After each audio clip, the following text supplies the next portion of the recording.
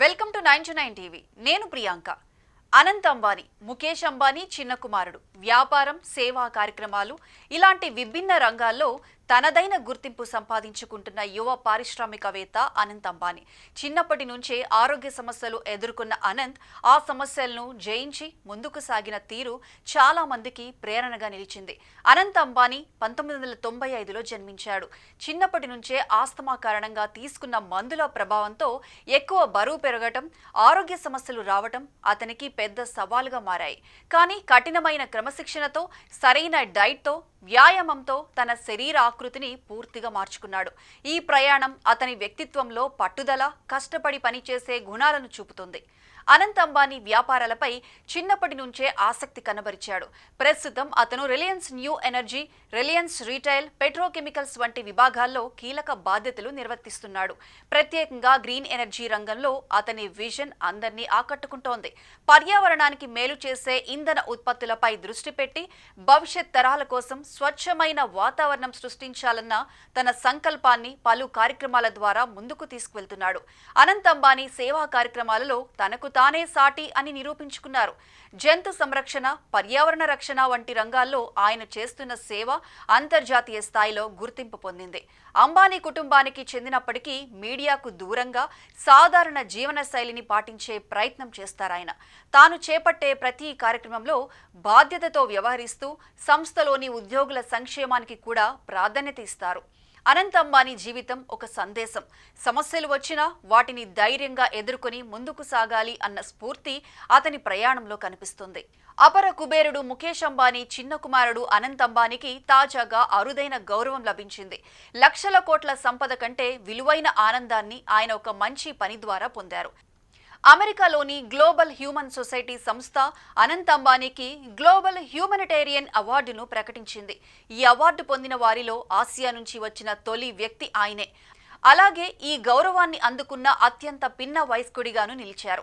అనంత్ అంబానీ వంతారా అనే వన్యప్రాణుల సంరక్షణ కేంద్రాన్ని స్థాపించి అరుదైన జంతువులను రక్షించే పనిలో కీలక పాత్ర పోషిస్తున్నారు. వన్యజీవుల కోసం ప్రత్యేక వైద్య సేవలు, రక్షణ చర్యలు, పునరావాసం వంటి కార్యక్రమాలను ఆయన ముందుండి నిర్వహిస్తున్నారు.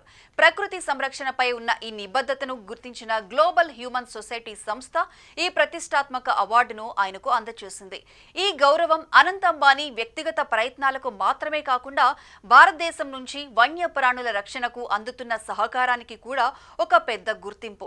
ఇంతకుముందు షెర్లే మెక్లైన్, జాన్ వేన్, బ్రెట్టి వైట్ వంటి ప్రముఖులకు మాత్రమే ఈ గౌరవం దక్కింది. వంతారాను ప్రపంచ స్థాయి వన్యప్రాణుల సంరక్షణ కేంద్రంగా తీర్చిదిద్దడంలో అనంత్ అంబానీ చూపుతున్న అంకిత భావాన్ని ప్రశంసిస్తూ గ్లోబల్ హ్యూమన్ సొసైటీ అధ్యక్షురాలు, సీఈఓ డాక్టర్ రాబిన్ గాంచెట్ ఆయన్ను అభినందించారు.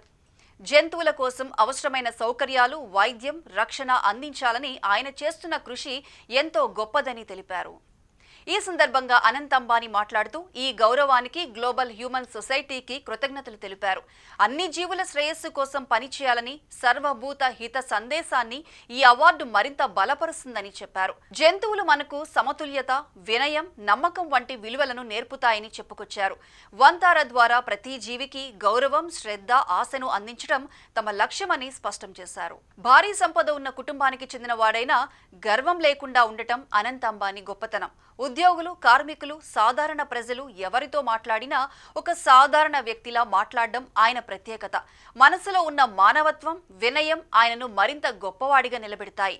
అంతేకాక జంతు సంరక్షణ, పర్యావరణ పరిరక్షణ వంటి సేవా కార్యక్రమాలకు అనంత్ అంబానీ ఎంతో సమయాన్ని కేటాయిస్తారు.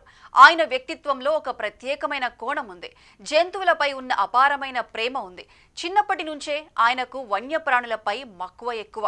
జంతువులు మనుషులలాగే భావాలు, బాధలు, ప్రేమకు స్పందించే స్వభావం కలిగిన జీవులని ఆయన నమ్మకం.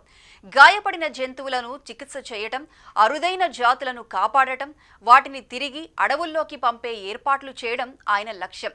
జంతువులకు మంచి వాతావరణం, సరైన చికిత్స, భద్రత అందించడంలో అనంత్ అత్యంత జాగ్రత్త తీసుకుంటారు.